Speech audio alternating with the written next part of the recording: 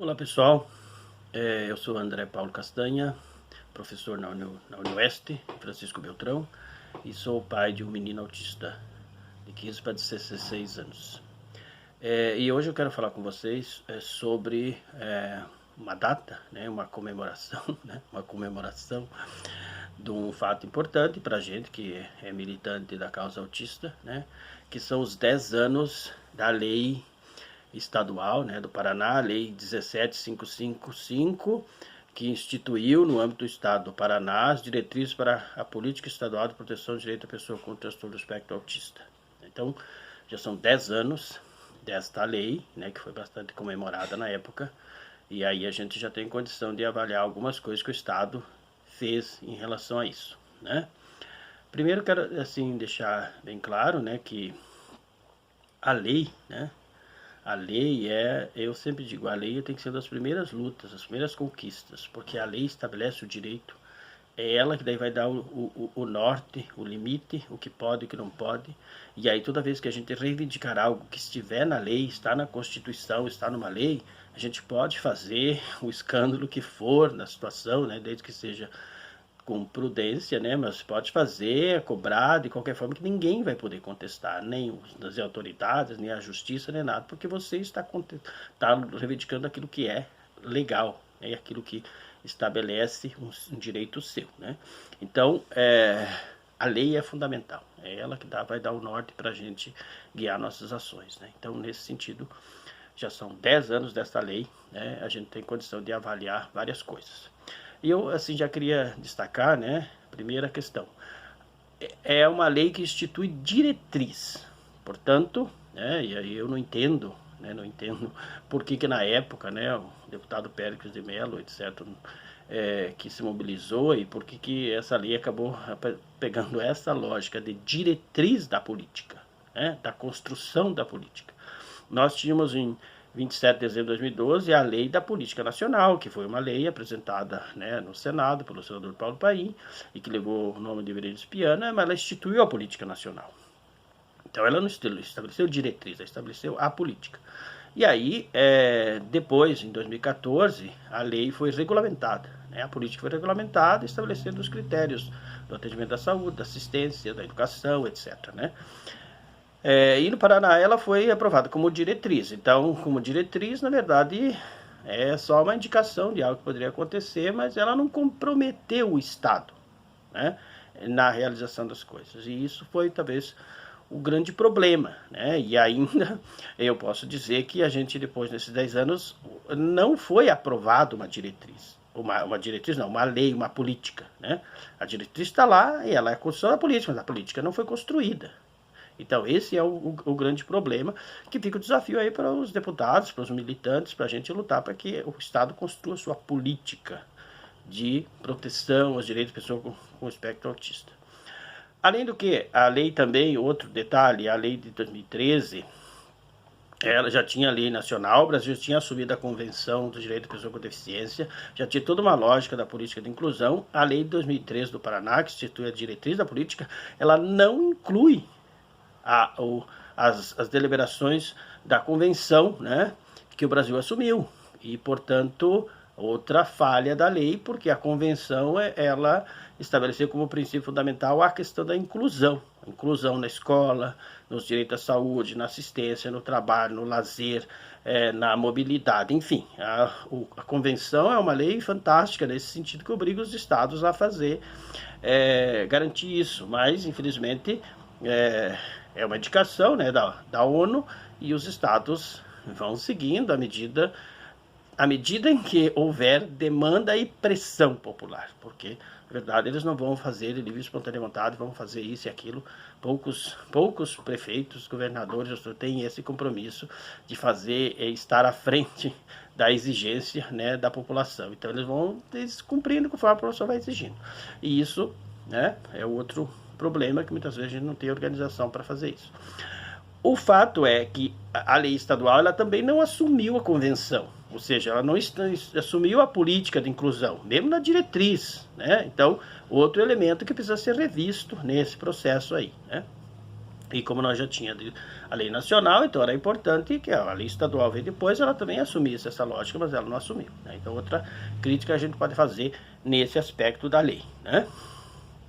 Mas de qualquer modo, o Paraná foi um dos primeiros aí depois da lei nacional, a produzir uma lei que dava então essa diretriz, mas ela, ou seja, indicava que a política podia ocorrer. O que a gente viu depois, então pensando em âmbitos legais, né, que uma lei sempre ela vai ter seus desdobramentos, ajustes, etc. Então a gente teve algumas outras leis que foram instituídas para regulamentar ou para melhorar essa política, né? Então nós temos, por exemplo, uma grande reforma na diretriz da política, que é a Lei 19.584, de 10 de julho de 2018, também do deputado Péricles, né, autor da lei, né, em que vários dispositivos dessa diretriz elas foram melhorados, né? Nesse sentido, acho que todos aqueles que foram incluídos, eles foram melhorados. Tem um dispositivo que eu acho que colocaram uma palavra ali que não devia aparecer, né? Mas melhorar, porque aí estabeleceu uma relação melhor com as universidades, com a Secretaria de Ciência e Tecnologia, definiu regras para os cursos de formação, palestra, programas, algumas coisas para pesquisa, instituiu a questão da evidência científica, né, que era necessária em todas as questões que o Estado demandasse, enfim, né, aí colocou também a questão do treinamento dos pais e cuidadores, etc. Então, essa lei de 2018, ela fez uma reforma bem expressiva e qualificou a diretriz, certo? Mas ela também não mudou a lógica, continuou sendo uma diretriz, né? Aí nós tivemos em 2019 outra lei, a Lei 19.923, que ela introduziu na diretriz, né, um dispositivo que diz: o Estado incentivará a criação e implantação de centros avançados de estudos e capacitação de educadores da rede pública de ensino do Paraná para atendimento aos autistas. Então, incentivará a criação, né, implantação de centros, né? Também na diretriz está isso, mas o Estado não fez isso, não criou centros, não fez convênio com outros centros que poderiam fazer esse aspecto. Então, e nem promoveu cursos, enfim, o que aconteceu depois desse período. O Estado, inclusive, acabou com o programa PDE, né, que era um programa de formação continuada dos professores da rede, né, estadual, já professores experientes, e aí muitos deles que estavam ligados à educação especial poderiam trabalhar com a questão do autismo. Eu mesmo orientei 2 trabalhos, né, sobre autismo, né, de 2 professoras, e que com certeza contribuiu para a qualificação deles daqueles que estavam à sua volta, né, porque o professor PDE ele tinha uma rede que ele também trabalhava. Então, não ocorreu esses centros, né, e aí ela continuou na diretriz. Em 2020, uma nova lei para melhorar essa diretriz, a Lei 20.430, aí de autoria, nesse caso, do deputado Raquel Filho, a outra foi aquela anterior dos centros, foi do Pacheco, Márcio Pacheco, né? E então o que ela colocou? Ela melhorou aquele mecanismo de participação dos pais. Então ela introduziu um outro dispositivo dizendo: promover o desenvolvimento de programas e ações que visem diagnosticar precocemente o transtorno do espectro do autismo no âmbito de modo a permitir a atenção integral, necessidade de saúde, atenção e conforto aos diagnosticados, né? Foi um dispositivo que ela colocou, que é isso: promover o desenvolvimento de programas e ações diagnosticar precocemente, que o Estado não tinha, né? Então, isso faz parte. E o outro foi, então, treinamento e envolvimento dos pais, responsáveis, cuidadores e profissionais, aí na área também, né, treinamento da lógica das evidências, né, para que os pais pudessem auxiliar o trabalho dos terapeutas, enfim, em casa, né, pudessem complementar ou fazer com que as orientações dos terapeutas elas também ocorressem em casa. Então, outro elemento importante, mas também ficou no âmbito da diretriz, né. Então, a gente teve essas 3 alterações que, no fundo, qualificaram a diretriz. Nenhuma delas trabalhou com a ideia de construir a política.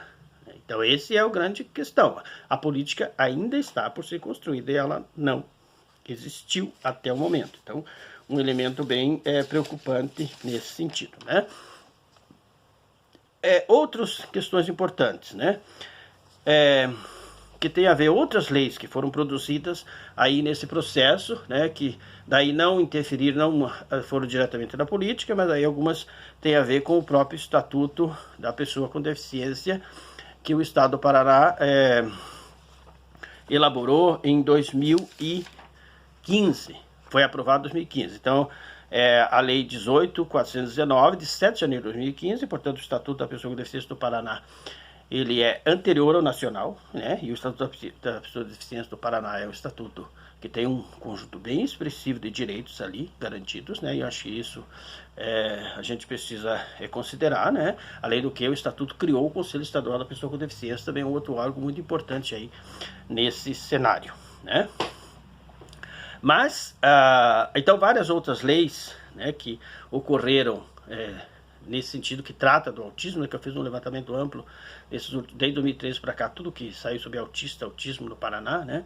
Então tem outras leis interessantes que foram aprovadas, né?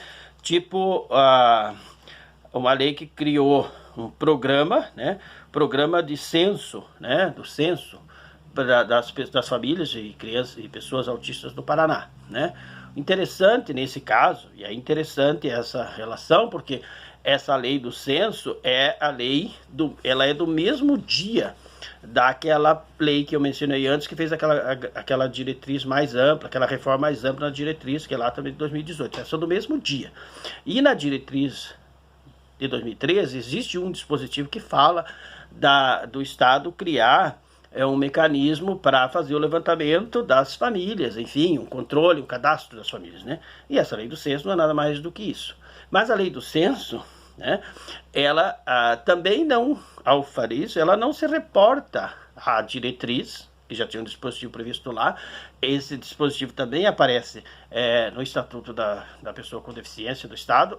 Essa lei também não se reporta a isso, e elas foram publicadas no mesmo dia no Diário Oficial. Então, uma discussão que deve ter acontecido ao mesmo tempo, e não conversaram, e era uma lei regulamentando a outra. Então, essa lei criou esse programa, né, do censo, que houve, inclusive, várias comemorações dos deputados, enfim, anúncio e notícia de lá para cá, mas, pelo que eu sei, né, eu também nunca fui consultado e não sei, acho que o censo não ocorreu, né? O censo não ocorreu, o que ocorreu foi o censo nacional, né? Provavelmente talvez não fizeram por causa do censo nacional, e o censo nacional também nessa parte foi uma vergonha, né? No meu entendimento, eu já comentei isso num vídeo que eu fiz sobre o 2 de abril, né? Então, acho que essas coisas é muito mais badalação do que realidade. Então, essa lei de 2018, lá que criou o programa, lá o censo, né? O censo criou o programa Censo de Pessoas Autistas, ele não foi para frente. E ali do que cadastro, podia ser autocadastro e outras coisas, mas eu também nunca vi alguém dizendo, olha, entre lá, se cadastre, nós temos aqui, você está atendendo aqui no posto de saúde, na educação, nós estamos cadastrando vocês porque fazer parte do banco de dados e não sei o que, né? Esse do censo também criou a carteirinha. Então, a última notícia que eu vi que tinha 2.000 e tantas, menos de 3.000 autistas com carteirinha. No Paraná tem muito mais do que isso. Então, ainda é frágil, muito frágil, né? A gente teve, então, outros incentivos aí ligado à questão, outras medidas foram interessantes, que foi a lei do laudo médico, que é de 2020, a lei 2371, que ela diz que o laudo médico do autismo, ele é em tempo indeterminado. Isso é bom, porque cada vez que a gente o laudo, isso tem que ser atualizado, tem que não sei o que. Não, então tem um laudo médico, tem um laudo. O autismo a gente sabe que é um transtorno que não tem cura, né? Ele pode amenizar, ficar mais suave, mais severo, enfim, em alguma situação, mas ele é algo que não se tem cura. Então você tem um autista de criança, tem um laudo de criança e ele vai ficar, né? Então não precisa estar renovando, né? Então essa lei interessante. Teve uma outra lei que criou que incentivou a questão do ICMS, né, redução do ICMS para aquele programa PCD, que incluiu o autista, que incluiu no IPVA, isenção do IPVA para a família autista. Teve uma que instituiu a livre de pedágio do Estado quando precisasse se locomover né, para outras cidades que tenham um centro de atendimento melhor e que não tem no seu município, né, e tem todo um processo para você juntar isso, mas ele garantiu então essa isenção do pedágio. Então, várias outras medidas, né, ocorreram nesse sentido, né. E aí, a questão dos serviços que foram ocorrendo ao longo desses 10 anos, né.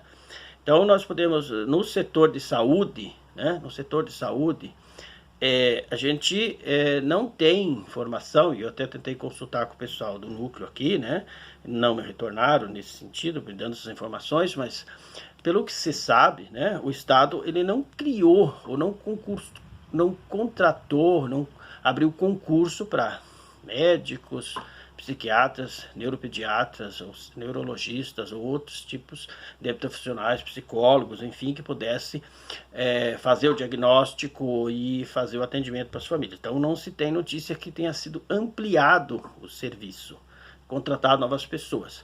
Eles, claro, as pessoas que têm esse problema, né, enfim, que precisam desse atendimento, foram atendidas em várias vezes na rede básica de saúde, nos hospitais, nos CRAS e outras formas, né, mas eles entram no fluxo normal como qualquer outra pessoa que precisa ser atendida. Então, não houve uma ampliação do serviço, que é uma condição que os autistas precisam. Eles precisam, né, de várias terapias que tem que ocorrer, né, algumas delas várias vezes por semana, outras por vezes uma vez por semana, enfim. E aí o número de autistas foi crescendo imensamente, né, então existe uma carência, uma deficiência. Então, no setor de saúde, pelo que a gente sabe, né, não criou-se nenhum serviço. O que tem é que agora, de 2023, né, a gente tem aqui um documento, né, que diz, né, um documento que é para ser norteador da política de saúde, diz avaliação e atendimento à pessoa com transtorno do espectro autista na linha de cuidado à saúde e à pessoa com deficiência, né, que ele estabeleceu 2 protocolos de atendimento. Então, ela aqui nesse documento, que tem umas 50 e poucas páginas, ele esclarece aí várias coisas e mostra como que é o protocolo que vai ser seguido. Mas ele é de fevereiro de 2023. Então, pode ser que agora ele comece a ser executado, mas isso também, se não houver pressão, ele não vai ocorrer. Mas é muito recente, então a gente não tem como avaliar esse aqui, né? Mas nesses 10 anos, então, alguma coisa apareceu, né? Apareceu esses 2 protocolos que podem ser seguidos aí, que pode ser que tragam algumas coisas, que melhorem algumas coisas para frente, né? Na educação, foi onde melhor funcionou. Por quê? Porque muitas crianças autistas estavam na escola primária, né, até o 5º ano, né, que no Paraná toda ela é quase rede municipal, né, e aí elas foram para a rede estadual. Então, na rede estadual, né, alguns entraram então, de 6º ao 9º ano, outros do ensino secundário, né, e aí todos aqueles que precisavam, né, que tinham o laudo e precisavam do apoio, professor apoio, o Estado garantiu. E neste caso, o professor oferecido pelo Estado, né, atendia o que a lei nacional estabelece, que é a formação especializada, porque, né, então muitos professores concursados do Estado, né, foram se designados para acompanhar essas crianças, ou alguns que fizeram PSS, que a gente chama, né, processo seletivo simplificado, também tinham que mostrar, né, a qualificação, então com especialização, com isso e aquilo. Então, os acompanhantes, professor apoio, né, no Estado, eles têm essa formação. Então, nesse aspecto, interessante. E além do que, eu também fui atrás aí no núcleo, e aí disseram que houve assim uma grande demanda, né, um número bem grande de alunos, então dobrou em alguma situação, triplicou em relação dos últimos anos para cá. Por quê? Porque chegou mais crianças e aí muitos foram via judicialização, outras, né, não precisou chegar a esse ponto, mas aí o Estado, então, contratou essas pessoas e passou a atender, né. Existe, claro, vários casos ainda de crianças que o mesmo professor atende 2, né, mas aí, segundo informações, que são avaliações também dos caso a caso, e aí em algumas situações é possível que o mesmo professor atenda 2 crianças, né? Então, na educação onde o serviço ocorreu, mas não porque o Estado, né, estava pronto, você não chega lá e diz, deu a notícia e já imediatamente é contratado. Quer dizer, Então, houve uma grande demanda, houve judicialização, né? E aí o serviço ocorreu, né? Mas ocorreu, então, na rede estadual, mas os municípios também faz parte do sistema estadual, e nesse caso o Estado também deveria auxiliar os municípios para que isso ocorresse. Então, já nos municípios, esse professor apoio geralmente é um estagiário, né, de estudo de formação docente no nível de segundo de ensino médio, ou um iniciante em pedagogia, psicologia ou outra área, né? Então, nos municípios ainda o professor apoio não tem a formação que a lei exige, né? Tem também alguma coisa de assistência social, que eu fui vasculhar nas leis de orçamento e outras coisas, aí menciona recurso para assistência social na região centro-sul do Paraná para atender autista. Não sei por que nas outras regiões não tem isso. Não sei o que tem de especial lá, como eu não sou dessa região, não sei se tem algum centro, alguma coisa que faz isso, mas de modo geral, acho que também estava na lei lá, na lei orçamentária, diretriz orçamentária, mas que também não sei se efetivou, né? Então, o que se efetivou de fato foi desconto de IPVA, né, isenção de IPVA, ICMS, essa coisa que você montou o processo e aí se atende aquilo, tem os laudos e o Estado libera, né? Então, isso é alguma coisa concreta. E aí na educação, as outras coisas, a gente ainda está na saúde, acho que o Estado não tem profissionais que fazem o diagnóstico, né, que fecham isso, e a gente espera que isso seja avançado posteriormente. Eu mencionei antes ali a lei do Estatuto da Pessoa, né, que foi também um grande ganho que ocorreu nesses 10 anos, né, que é do começo de 2015. E o Estatuto, como eu disse antes, ele tem muitos direitos ali assegurados, que grande parte não está sendo cumprida, né? E aí cabe a fiscalização nossa, principalmente dos deputados, enfim, que são os responsáveis por isso, e do setor do Ministério Público, da Defensoria Pública, etc., né, para fazer com que seja cumprido. Mas só para dizer um item, só vou mostrar aqui um item, né, que está claro lá. O artigo 27 do Estatuto diz que é obrigatório o exame de acuidade visual e auditiva para todos os alunos da rede pública estadual de ensino. E, portanto, entraria os municípios, porque os municípios não têm sistema próprio, eles fazem parte da rede pública estadual. Por mais que é o município que cuida, mas o sistema estadual ele envolve todo mundo. A não ser o município que tem o seu sistema próprio, conselho, né? Municipal de Educação, de fato, que daí legislariza sobre isso, então que não responde ao Conselho Estadual, mas todos que respondem ao Conselho Estadual faz parte do Sistema Estadual de Ensino. E esse artigo 27 diz então que é obrigatório esses exames. Então eu fui conversar com umas diretoras que eu conheço, enfim, que tenho relações, e elas disseram que esse exame não ocorreu, né? Tem uma escola que ocorreu, mas não foi por uma deliberação do Estado, que fizeram com uma professora que entende disso, fez os exames, né? E aí identificou uma criança com um problema sério de saúde gravíssima, e daí foi tratada, né? Mas não ocorreu de audição, não ocorre de visão. E, então, está lá, claro, é obrigatório, né? Além do que, esse mesmo artigo, que é obrigatório, está lá no Estatuto, diz que o Estado teria 90 dias para regulamentar. Eu vasculhei a legislação toda ali e não vi uma lei que regulamenta esse dispositivo. Então, tá lá, né? Como a gente não faz pressão, a coisa não anda, né? Como eu disse antes, o Estatuto também da Pessoa com Deficiência, ele fez uma boa coisa, foi criar o COED, Conselho Estadual da Pessoa com Deficiência. Então eu participava de uma associação, né, aqui em Beltrão, e aí quando o COED em 2015, no final de 2016, foi aberta a eleição para montar o conselho, né? E aí nós candidatamos e eu fui eleito, né? Pela minha entidade aqui, fui eleito para participar. Então eu participei de 2016, começo de 2018, do Conselho Estadual da Pessoa com Deficiência, né? E aí, mas eu percebi um detalhe bem complicado na forma de eleição dos representantes, né? Porque a sociedade civil pode participar via as organizações. E daí são 6 segmentos, né? Então o segmento da educação da deficiência física, visual, auditiva, daí intelectual, TGD, que é onde entra os autistas, né? transtorno geral do desenvolvimento, né, que aparecia, né, anteriormente era o termo usado, e múltiplas deficiências, né. Então, no Paraná tem uma rede imensa de APAES, né, muitos municípios, sei lá, né, mais de 150 entidades. E aí elas podem se inscrever, porque elas atendem os autistas, mas acho que nenhuma delas tem o autismo como foco central. Então ela atende, né, um caso, uma criança ou outra. Então elas se inscreveram algumas como deficiência intelectual, outras como TGD, outras com múltiplas deficiências.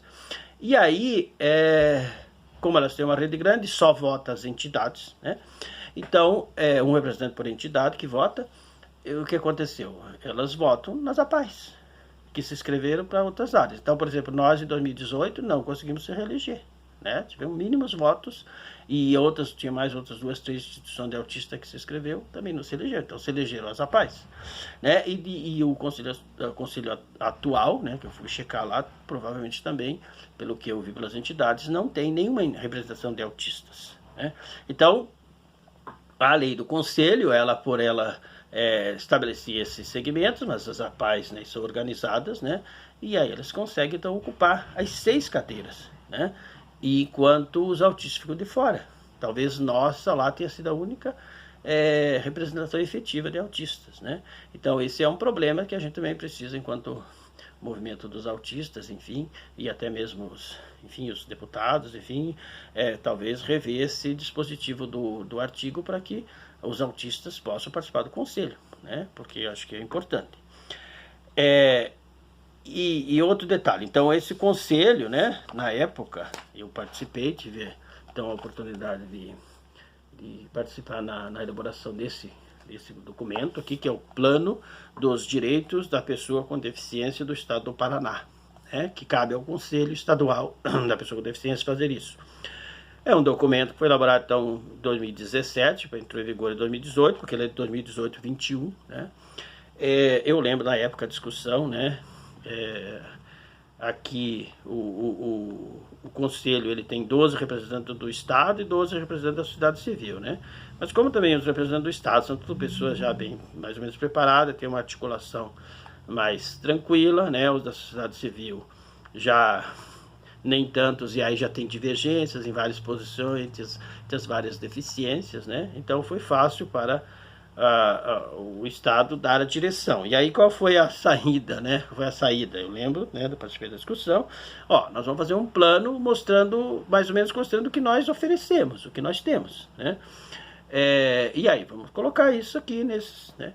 Então, um plano, quando ele é para 4 anos, ele tem que ser uma coisa usada, de certa forma, né? Tem que ser um plano que vai fazer com que o Estado, obrigue o Estado a criar novos mecanismos, ou seja, ele precisa avançar, né? E não meramente considerar o que já é feito, porque aí tá fácil, né? Faço um plano, até tá assim, estou cumprindo o plano, né? Então, essa foi uma situação que ocorreu, né? Que eu participei, eu lembro de falas nesse sentido. Vamos priorizar aquilo que nós já estamos fazendo. Então foi aprovado. E aí a gente não tem poder, né, de voto lá para derrubar isso. Mas ele venceu em 2021. Então eu fui olhar na página do Conselho, não tem um novo lá. Pode ser que o pessoal esteja trabalhando e logo saia um novo plano. Mas não tem esse novo plano lá. Então é outro elemento também para a gente pensar, né? Então, né? Só para agora fechando, esses são 10 anos, né? Tá na hora de ter a política estadual. Chega de diretriz. É importante ter uma lei, uma política estadual comprometido, cabe aí aos deputados a pensar nisso, os movimentos organizados, a pessoa com deficiência a pensar isso, e aos autistas, né, a política estadual dos autistas, né, para rever esse plano e instituir uma política estadual de atenção aos autistas, né, porque acho que os casos estão aumentando e a gente precisa melhorar o atendimento, né, a gente precisa melhorar a educação, a saúde, a assistência, as garantias, os direitos, né? Então, cabe a gente se mobilizar e levar essa luta em frente. Beleza? Então, um abraço a todos e aí logo a gente volta com mais alguns comentários em relação aos direitos autistas. Obrigado.